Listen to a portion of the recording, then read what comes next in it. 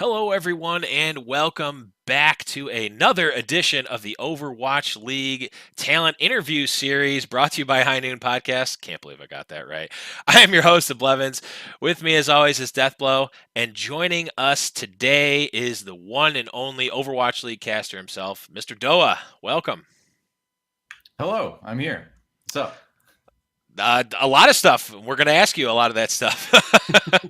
All right. First, got a note. I mean, we talked about it in the pre-show, but shout outs to the MST3K T-shirt. That is just Oh, might be the yes. best one. In my opinion, the best television show ever made. I kickstarted the new Netflix. Well, before it was announced it was going to be on Netflix, kickstarted it, and yeah, it's good. I like the new season. New cast is good, and it's just a great show. If you haven't seen it, go watch it. It's funny.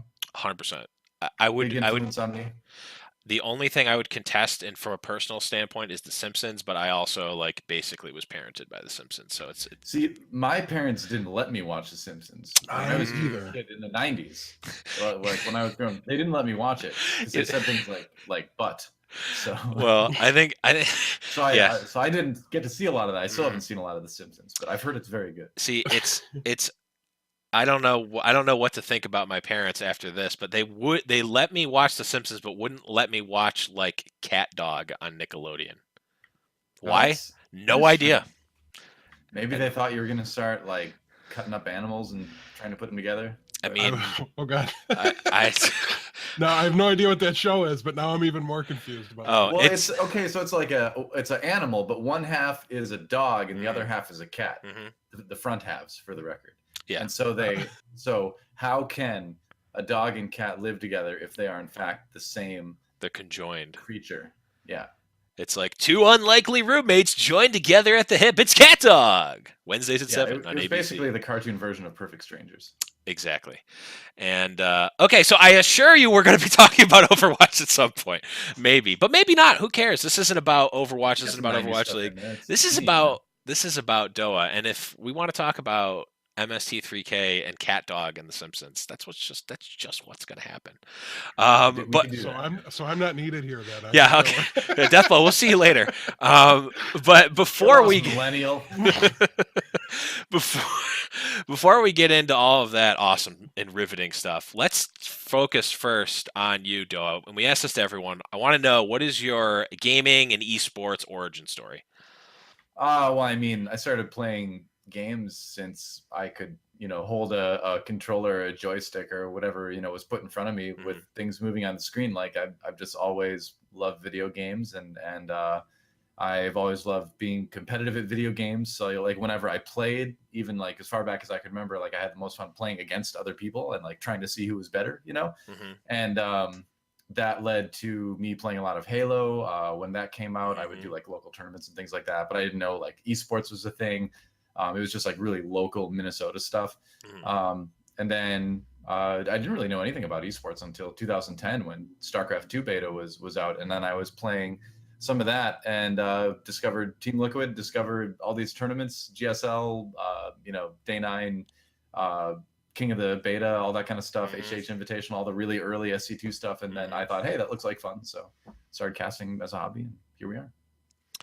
Yeah, it's funny. I actually started in the same sort of vein with StarCraft, but stupid League of Legends there was a brief point in time where that StarCraft 2 beta stopped, and I'm like, I need to do something, and I can't find my old Warcraft 3 disc. So you know what? I'll try this new game, League of Legends. My friends are playing it. And it's fun. The next 3 years of my life, I will never get back. Yeah, I spent some time with League of Legends as well. It's it's a good game. I enjoyed it. It was a good game. They made a lot of crazy changes lately, but I haven't honestly played the game in about at least 3 years now or something like that. I still watch it once in a while, but it's just not my cup of tea. MOBAs aren't really my cup of tea. Yeah, it's just not my life anymore. But I had to bring this one up as well. You talked about being competitive and loving to compete compete with people. And one thing that has been consistent throughout many of the interviews is this one infamous game of Twilight Imperium that you played with bare hands. Yeah. I don't even. I mean, we played some games, and I think he was at one of them, maybe two. And I guess he won one. I don't know. I don't remember it very well. So good for him. It's great. He's a wonderful person, and I'm happy that he won that game of Twilight Imperium at some point. Yep. For reference, Twilight Imperium games are essentially like the life of a whole person in real life. Like you could live and die in one game of Twilight Imperium. Like You could. It's almost as long as Alterac Valley matches in Vanilla WoW were. Oh man, almost. I'm gonna pretend like I understand that reference. 26-hour Alterac Valley that I did in college. The good old days. I don't even want to know about that. I had to hear you guys talk about StarCraft. You can WoW Classic, guys. It's coming. We're gonna get back in there. Let's. I want like mobile StarCraft. Like I want StarCraft Clash Royale. That's what I want. That's you heard it here. Probably not first, but you heard it here. It's gonna be announced at BlizzCon. It's probably not going to be announced at BlizzCon. But let's move on here and talk about what you were doing before the Overwatch League. We've covered a lot of stuff, and I don't remember or not. Were you doing any, or what were you doing Overwatch related before the actual Overwatch League? Apex in Korea. Of course. Did the first couple seasons of Apex over at OGN, and beyond that, Monty and I did the first World Cup at BlizzCon 2016, I believe that was. And other than that, not a lot. I mean, there just wasn't a lot, we could do, being all the way over in Korea and being that we were still doing League of Legends. So we kind of used that time to get to know the game and get ready, Yeah. So obviously Apex, of course. How could I forget Apex? So stupid. I don't know, man. I'm just that. I don't know. It feels like, even though it was only a couple years ago, it feels like it was like 10 years ago, because it was early days, Yeah. We made a firm decision back then to focus our content on NA and EU scenes, since so that we didn't have to be awake at 3 a.m. or 4 a.m. in order to watch it. Hey man, there's always the VODs. You just watch the VODs. Well, that's what we did, but we weren't comprehensive, and it was tough. It's tough watching the VODs like in between, like on breaks at work and stuff. But regardless of our excuses, regardless of the excuse, there's no excuse. I'm just trying to. But so was it just the kind of the going from Apex into Overwatch League? How did that conversation for Overwatch League end up starting? I forget when it was exactly. It was, I think it was like late 2016, something like that, early 17, or even earlier than that, actually. No, it's probably even earlier than that, Blizzard started talking to us about casting the Overwatch League. They knew how much we were into the game, and we believed in Blizzard's ability to make a good tournament. And so the talks just kind of started happening, and we ended up being the first people they signed to the league, and kind of were there pretty much almost from the very beginning, talking with people, talking with Team 4, getting things ready. I headed up a little project to sort of start camera principles for observing maps. And we worked on that. A couple of us worked on that for a little while until the full-time observing team was hired. And then Jason Baker took that over and has done an awesome job with the observing over the season. But yeah, I guess we were lucky enough. And this is one of the reasons why we wanted to get involved too, is because it's not every day that you get a chance to, be part of like a league like this from like the very, very beginning, and then, being able to be part of helping that grow. So yeah, it was a great opportunity, and we, you can't pass that up, So you've talked and mentioned a little bit how you were casting League of Legends prior to this. What was the decision like to switch games? Was it even a decision, or did you just like pick up an Overwatch tournament and then get another one and just kind of it snowballed, or did you guys make the conscious decision to swap? I think honestly, like when we saw the trailer for the game when it first came out, like way back when, we just immediately talked and we're like, yeah, this is going to be our next game. And obviously things were good in League of Legends, but they weren't great. Our relationship wasn't great with Riot Games for a lot of different reasons. And so we were kind of ready to move on to something else at that point too, for various reasons. So it was a pretty easy decision. And after you do one game for 5 years too, it's kind of it's not so bad to try something new, Definitely.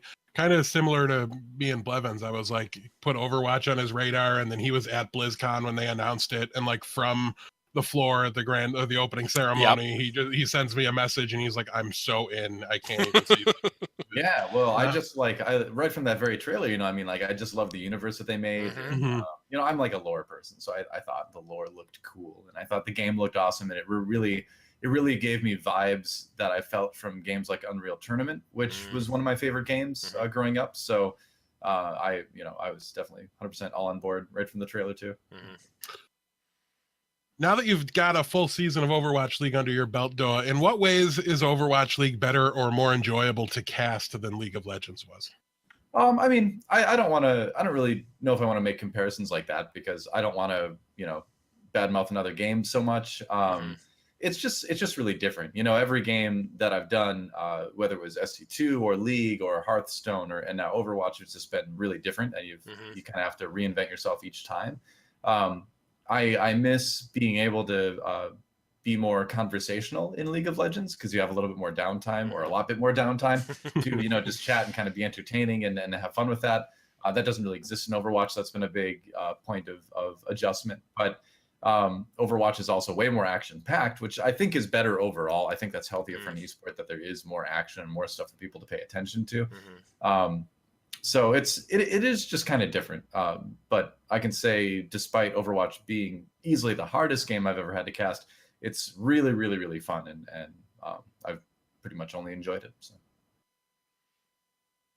All right. Well, you shot down my next question already, so we'll just move right on to Levin's. That's what we call a 2-for-1. I want to talk a little bit of this. I want to talk a little bit more about the first season of Overwatch specifically, and we've heard a lot of talks from all sorts of people, including the cast we've talked to, and official Blizzard reports about viewership for season 1. I want to first part, I want to kind of know, what were your expectations going into this? Like, did you think, oh man, maybe we'll get a couple thousand people, maybe we'll get 10,000? And then how did the actual viewership meet or exceed, or whatever your expectations? I mean, I think everybody's really, really pleased with how the viewership for Overwatch League turned out.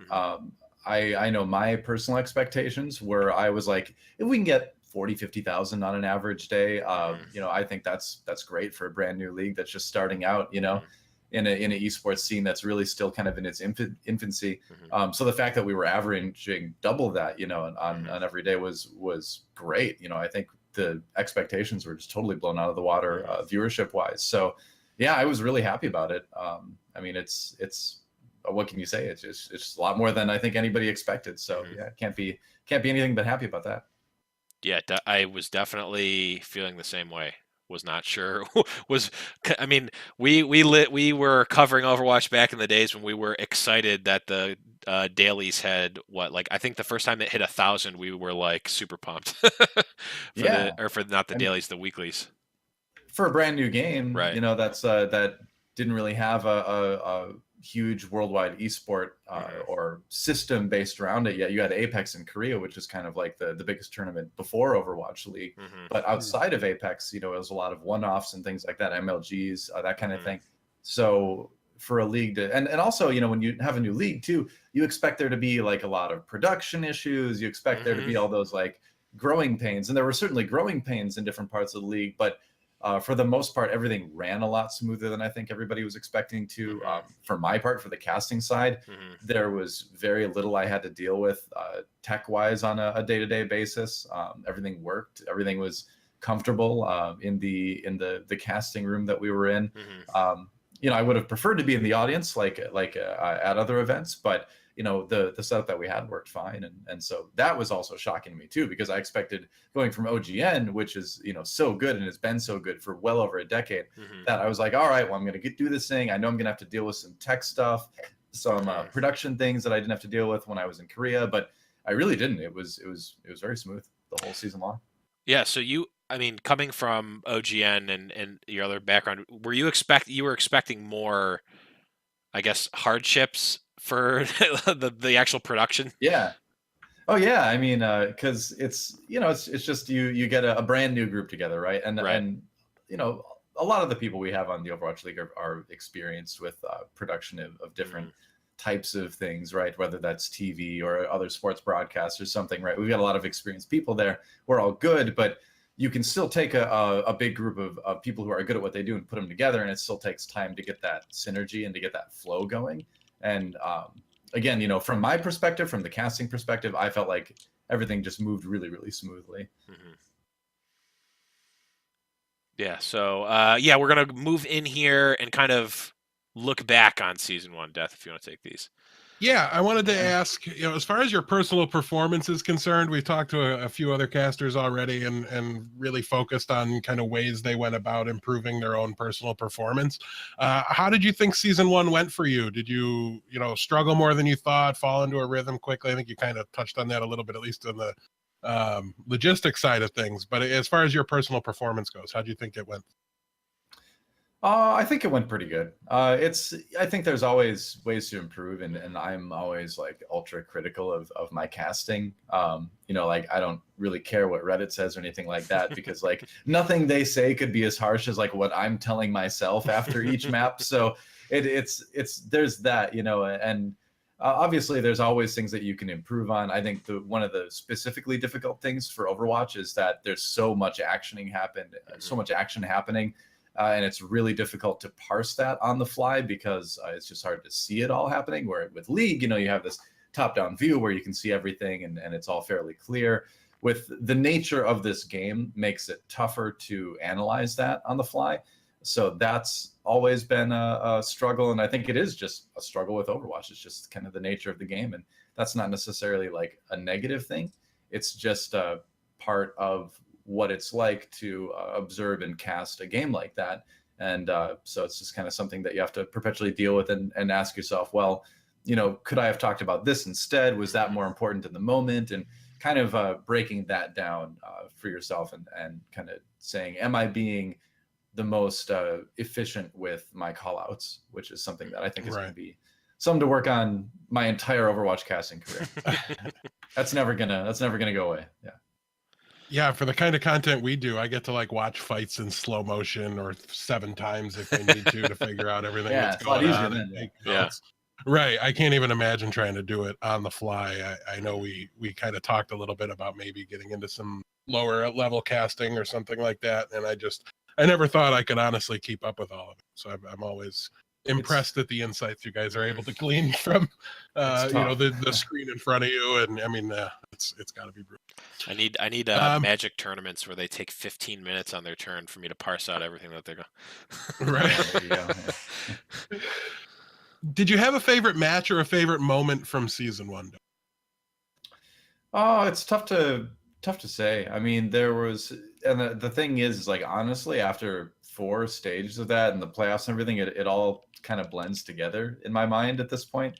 The big thing that stands out more than anything for me probably over the course of the season was Pine's round on Ilios, when he really like popped off on McCree, and just like how that was probably one of the best individual performances of anyone in Overwatch ever, if not the best. So that's an easy one that kind of jumps to mind. But I think the battle for LA, that was always a really fun match to watch every stage, and there were things like that. I think the Gladiators match against London towards the end, where London sort of like came alive in the playoffs and magically like 6-0'd them on that Saturday. Like there was certainly moments that stood out, but yeah, it's tough to not all have it kind of like mashed together in your mind after being there every day,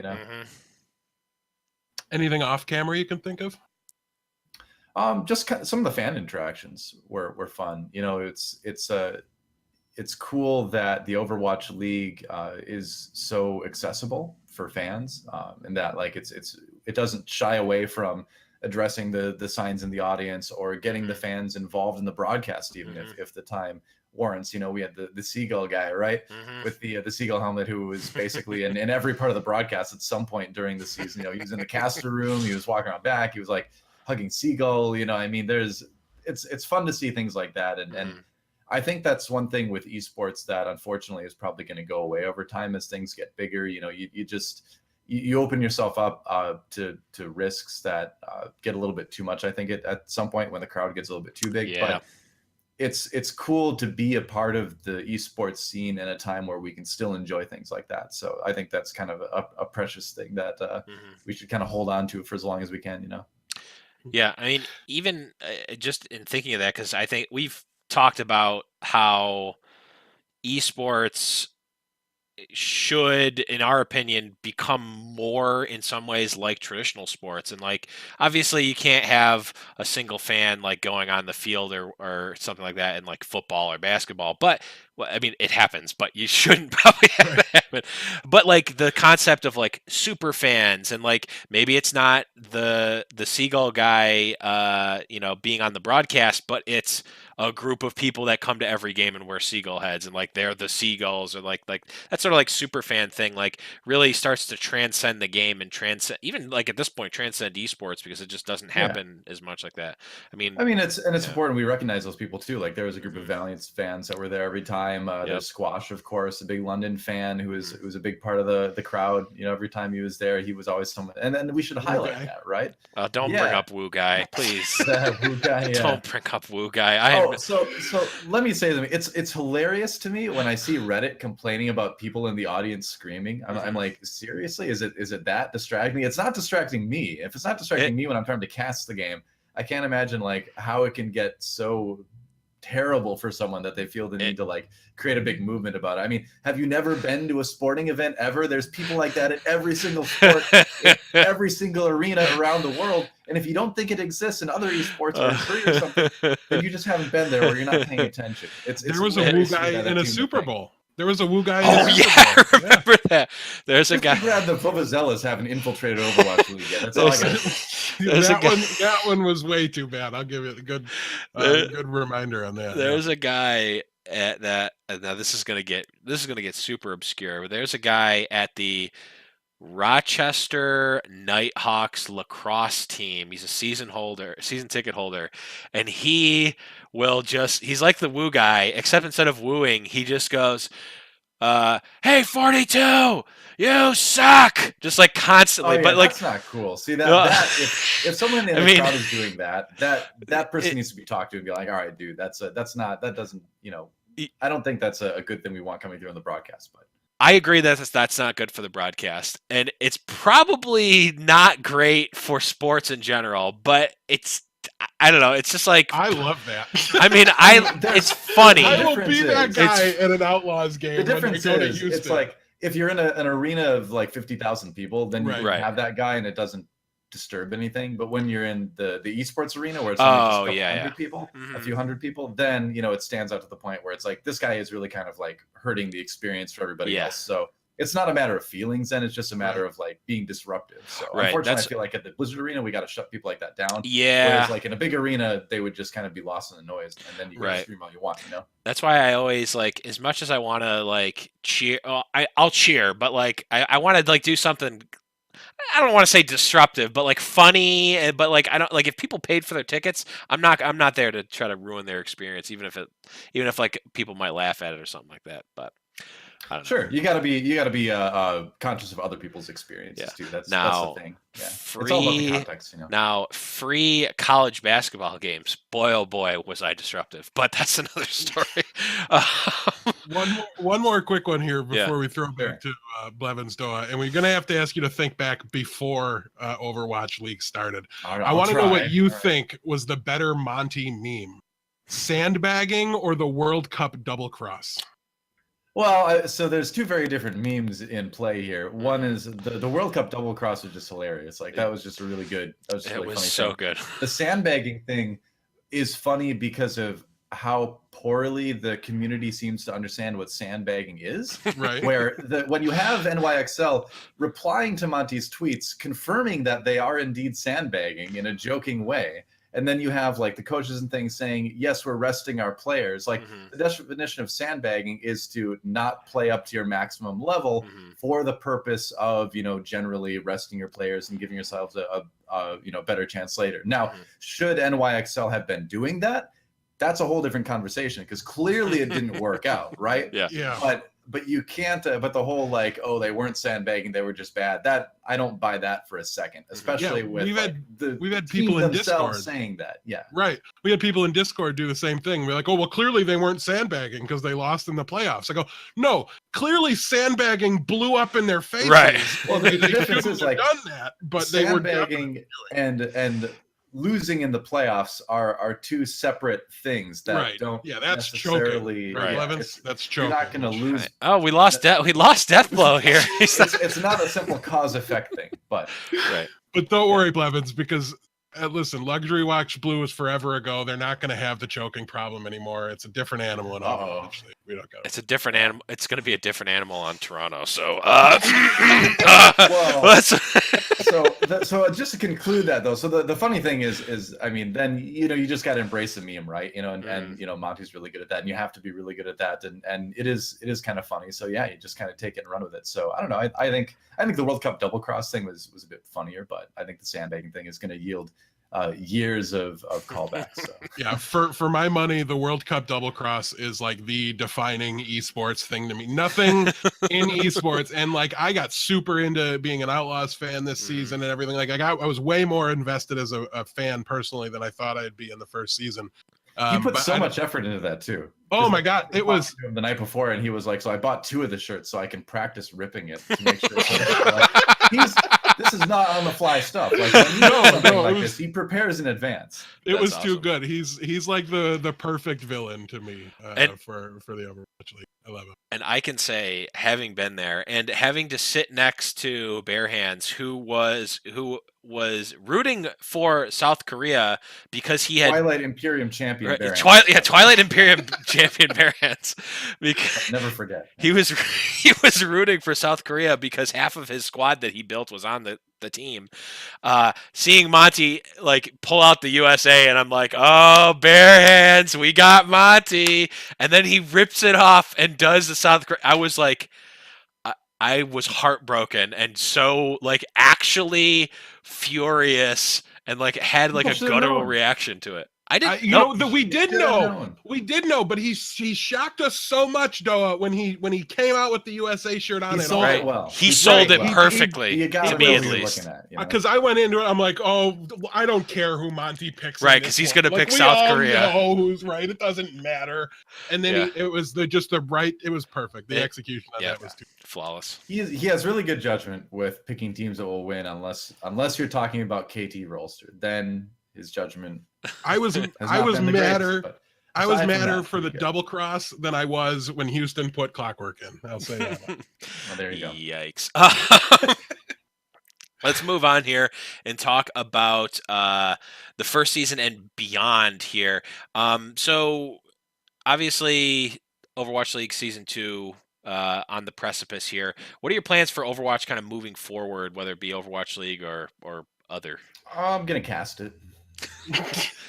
Man, I was really hoping you were gonna like put on the Toronto jersey and announce that you're the new DPS for the. I was given an offer in DC, but then it disappeared. That happens. Yikes! Spicy. Sorry, that's too soon. Too soon. Love it. So in that vein, obviously in casting Overwatch League, are you pretty much looking to stick with Overwatch League exclusively? Would you maybe dabble and do some like side stuff?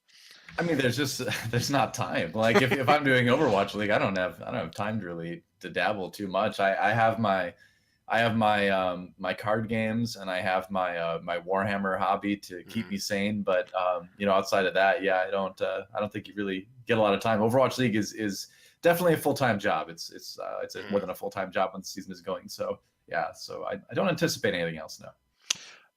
Yeah, for sure. Okay, so follow up to that from chat, actually, because this is a decent segue. SV Pass, you mentioned it was that obviously Overwatch League is a full-time job, and it's almost more than a full-time job when you're actually in the heat of it. He was kind of interested to hear like the general workload of a week in Owl. I mean, answer that how you will, but just kind of like an idea of what the week looks like for a production. Well, for season 1, it was Sunday, kind of chill out, of course. Monday we had Watch Point, so it was prepping in the morning for that, shooting it in the afternoons. That came out Tuesday. Then Wednesday, things started up, as far as like production meetings and obviously the broadcast and all that kind of stuff. And from then on, it was pretty much prep in the mornings, broadcast in the evenings. If I wasn't broadcasting, it'd be watching the matches, taking notes. playing once in a great while.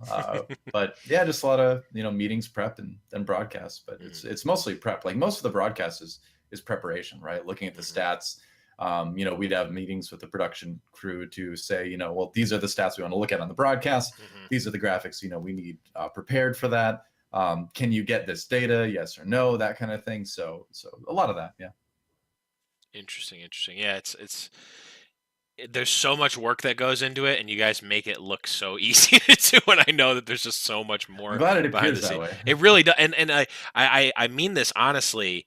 When we were going into it, we had events that, I mean, we had experienced esports events before the Overwatch League, obviously. So we knew, like, okay, they're probably gonna, stumble here or maybe mess up and do some stuff here. And like, honestly, it was as professional as I would have, like, more professional and well done than I ever imagined it would have been. So yeah, the production was really good. Like I said, it's and I can't take a whole lot of credit for that, because we just had like an awesome crew that just did a great job all season long of like keeping the games moving, very little downtime. The graphics look good. Captain Planet did like an awesome job coming up with like the funny titles for the graphics when they flew in and stuff like that. Like I'm pretty sure that was mostly him, but yeah, like I just have to give a big shout out to the Overwatch League production crew. Those guys are amazing. They did a great job. Yeah, absolutely. Talking here about the off season a little bit here. We've had two. I mean, there's been a lot of moves and trades and whatnot, but we won't go into that. But there's two specifically that I want to get your opinion on here. The first is Fissure going to Seoul Dynasty. The second being Dante going to Houston. Which do you think is going to have the bigger impact for their respective teams? Oh, that's a good question. I think you have to say Fissure to Seoul Dynasty is going to have the bigger impact because Seoul was so bad in the tank department that they had to put Jaehong on main tank for a little while. Like, let that soak in for a second. Like, the guy's a great support player, but he's not a great Winston. And so things got so bad that they decided not to play any of their tanks that they had signed to the team and took their best support and made him a tank. And so I think a level of dysfunctionality on the team that's that huge. You have to say Fissure coming in and pairing that guy with like Zumba is going to be a huge boon for them. And Jalen can go back to being, the support guy that we know he can be. And no doubt Dante is a big pickup for Houston. Like, he's a great player and he certainly showed that he's not a bench player on San Francisco at all. Like, that guy deserves to be a starter. And so I'm glad that he's going to be on a team where I think he can be a starter. But yeah, Fissure to Seoul Dynasty, I mean, that's going to just fundamentally change that team, I think, in a lot of positive ways, hopefully. I did a little bit want to pit your team against my team here, but the only counter argument I have to that is Jaehong on Winston in a dive meta was better than Houston without a Tracer player, because they did win that matchup, and that's, I can't remember if it was stage 2 or 3. I mean, that is true. That is true. But yeah, Seoul won that matchup.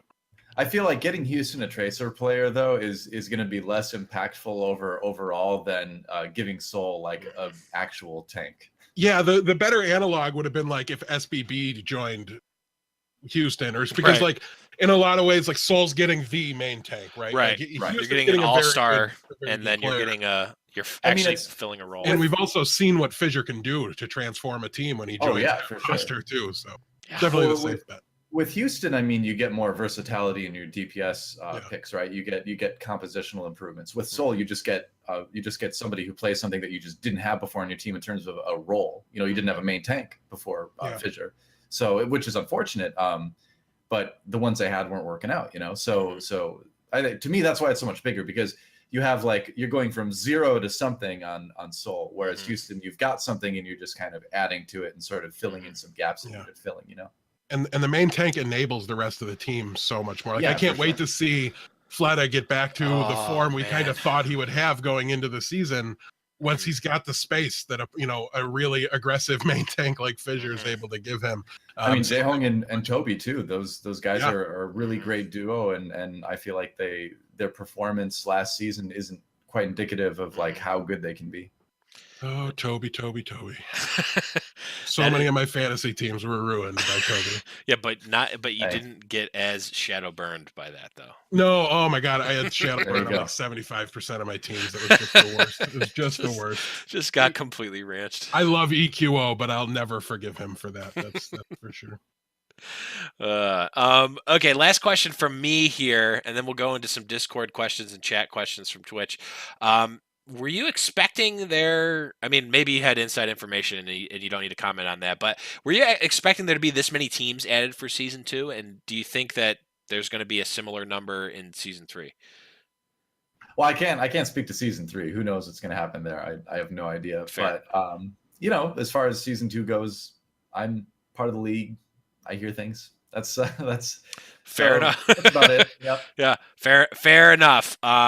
I can say from our perspective, I think the original rumor from a million years ago was 6. So when 8 came, it was a surprise to us. But I feel like that answer means he That's knows. Nice. I feel like this means Doa already knows how many and what cities will be added for season 3. That's what I took from that answer. He also knows the rumors that are going to get spread and the ones that are true and the ones that are right. false. He's already writing the fake leaks that are going yes, out. Doa is the puppet master behind the whole Overwatch League offseason. I knew it. That's me, man. Head of the Shadow Council. Yeah.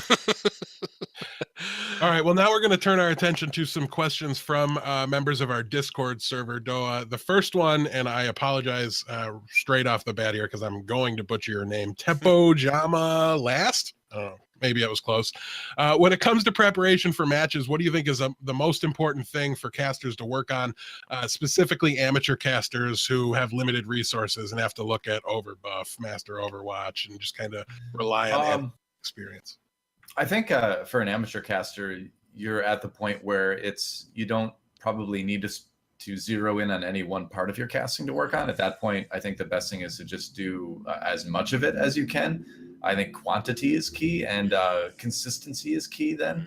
So at that point, your resources, your casting, honestly, it doesn't really matter as much as just doing it, right? Because, and I've always said that, this is the big thing, is just make stuff. Because if you're making stuff, then you're going to get better just by making stuff. And then you're also going to show prospective people that could hire you that you can be consistent with creating content that you are willing to work. So that's more than targeting any one specific thing about your casting at that level. I would say just cast, just do a lot of it. Now, I'm going to kind of edit this next question a little bit here on the fly because I think it's going to be a little bit closer to what they're actually asking. But the question is, from an entertainment standpoint, what teams do you think can take a big leap in season 2? So maybe talk about whose fan base stands to grow the largest of the existing teams going into the second season. I don't know. It's so hard to say with all the new teams coming in. I mean, we'll see if we get another. This is how we do it in Philly. That's here's hoping.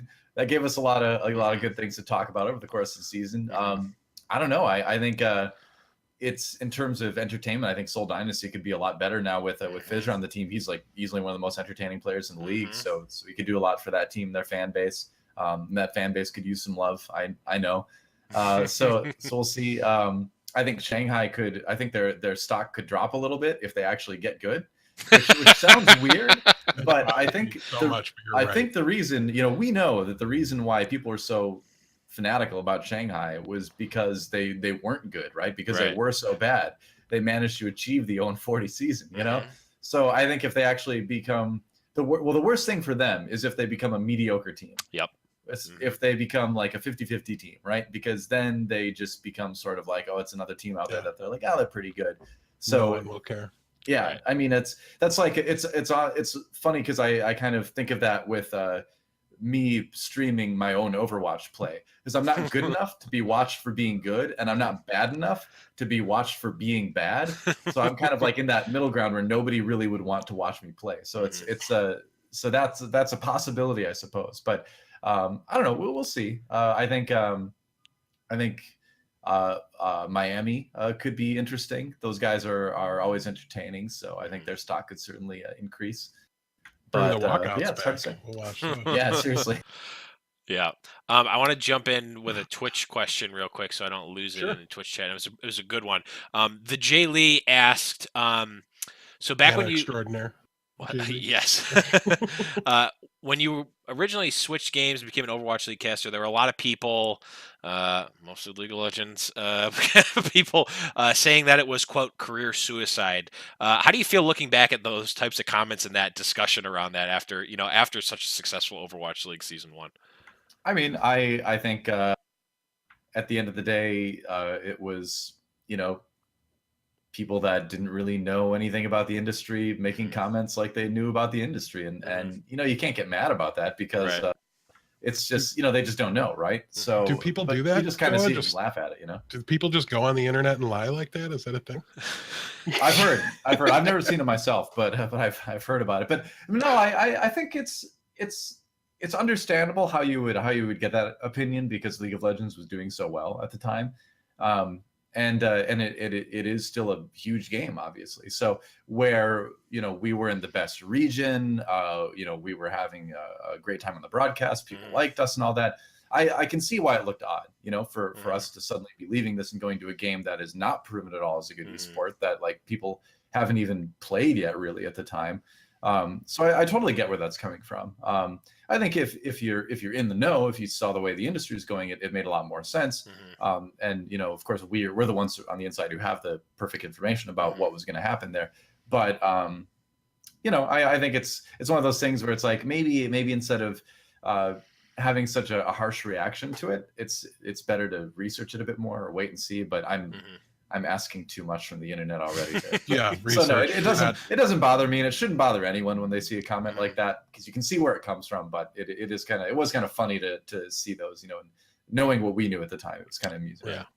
Better to call it a calculated risk so you don't seem so stupid when we're interviewing you a year after the fact. Because it was that. It was a risk. Like the league for could sure have totally bombed, and but it didn't, and we didn't think it would. So luckily we got that one right.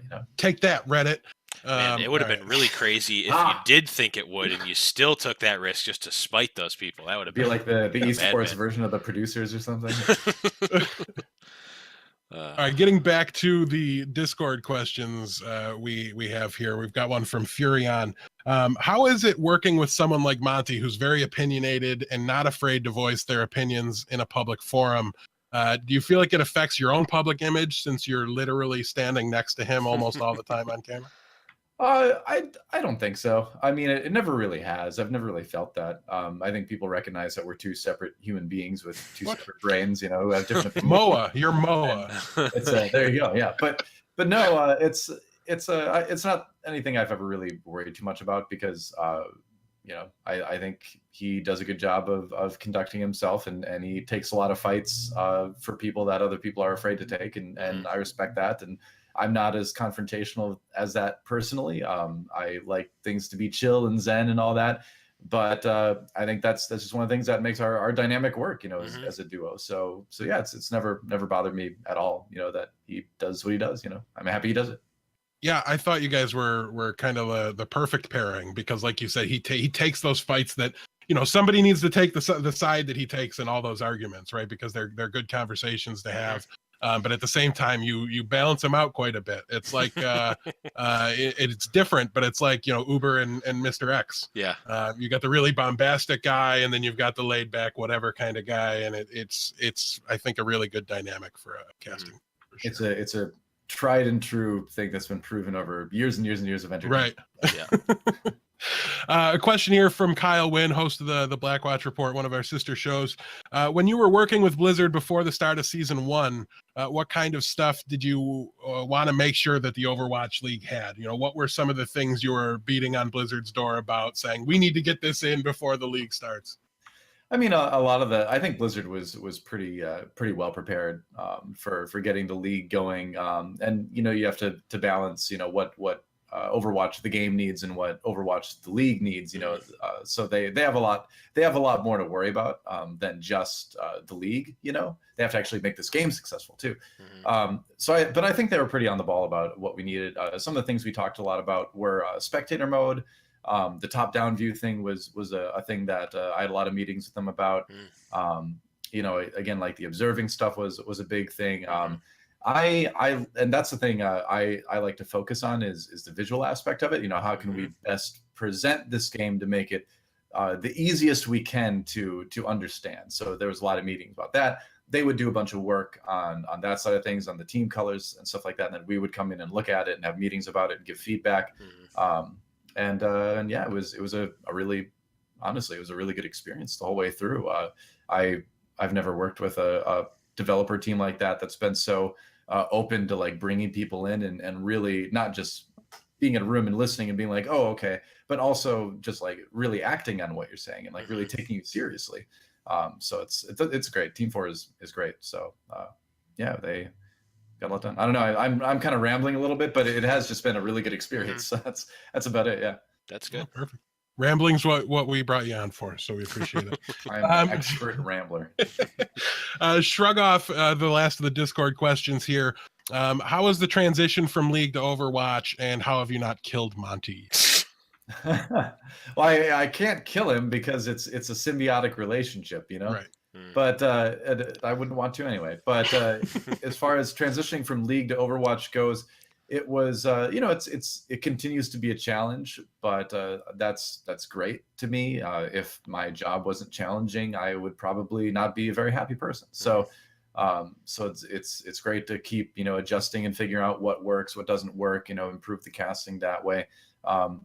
The actual method of transitioning from League to Overwatch involved a lot of conversations about how we want to approach this game, looking at other commentators from other genres. I know I've said this before and he said this too, but we watched a lot of fighting game commentators because we feel like the flow of fighting game and that kind of casting is really similar to Overwatch in terms of there's always action going on. You don't need to address every single moment of action, but you need to know what moments to jump on, So yeah, it was a lot of that, a lot of thinking about it, because it's really tough to do practice casts without any real resources to practice cast from, just because there wasn't a lot of tournaments out there, and you can't really cast over something that's already been done.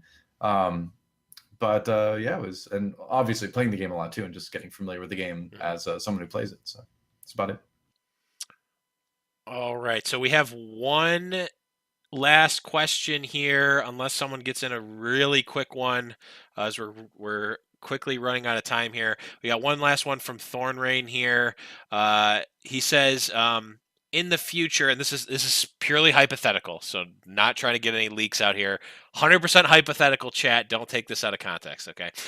In the future, if casters and desk talent are hired at the local level, where you'd be like the local caster, if you're doing that, let's just say that's okay. What city would you prefer, or what would be your ideal city in the world to work in? Green Bay, Wisconsin. That's where I'd go. We need a Green Bay Overwatch team, and I would be the voice of the Green Bay, whatever. The Valiant stole your colors. Yeah. They did. Yeah, they've got the green and gold. Yep. That was the first thing I thought of. I was like, oh man, the Packers are here. See, I was thinking John Deere was going to sue them, but yeah, I'd go to Green Bay. Winter, I've experienced the winters in the Midwest. I can handle it. I'm not afraid of that. It's a great town. I've been there a couple times for Packers games. Give me to Green Bay. Get that Green Bay Overwatch League team. See, if you enjoy winters, kind of like we do, because we're in Buffalo, New York, so we know ourselves some winters. You must not like living in LA. No, I don't mind it at all. Like, I mean, after living your whole life with a bunch of harsh winters and stuff, it's nice to not have to worry about that. Like, I enjoy it a lot. Yeah. I'm like dreading the weather going to BlizzCon in a month because I am built for. It's gonna be beautiful. It's gonna be really nice. I know. It's gonna be miserable. But he's a wildling north of the wall. Like, see, I do feel like I get warm very quickly. Like I always want it cooler in my apartment. Down at like 71, something like that. But yeah, I don't turn my heat on in the. Maybe winter. I'm getting weak. I don't know. But yeah. Well, I mean. Real quick, is that beard that's coming in there? It's a full beard. You're going away from the goatee. Is that just for us? I never had a goatee. Oh, I thought you had a goatee. I thought you were. No, I had a beard. It's just the sides don't come in very thick, but I had a beard all. Oh, okay. Go back and look at the pics, man. I had a full beard then, but I'm gonna keep it short. From now on, I'm gonna keep it more on the rough and rugged, stubbly side. You know. See, it's good we covered this at the end of the interview because we would have just canceled it with that news. There you go. Get those razors. Why didn't you out pay of more here. attention to my facial hair this The year? only razor you should Disgusting. have are razor peripherals. All right. I've got like my shaven thing that keeps everything the right length. That is morally offensive. I don't worry about it too much. It's all good. It's all in good fun. But that's going to be it. Doa, thank you so much for being on the show. Is there anything that you want to shout out, plug, etc.? The floor is yours. Well, I guess watch my stream. I'm streaming more often lately. I'm not really. I know I talked about consistency earlier, but I've already got a gig, so you know.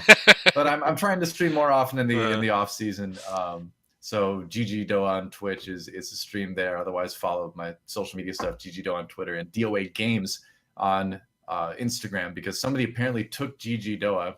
I don't know why, but they did. Weird. How much would you theoretically be willing to pay for that name on Instagram? I'm asking for a friend. No. I offered to buy like the @DOA on Twitter from the guy who owns it, but he wouldn't sell it to me. So yeah. Wow, savage. I don't actually own it, obviously. Can only do so much.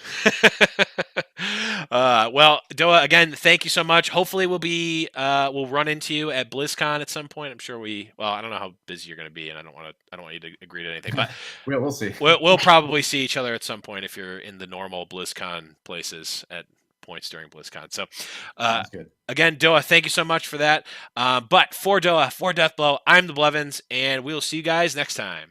Bye-bye.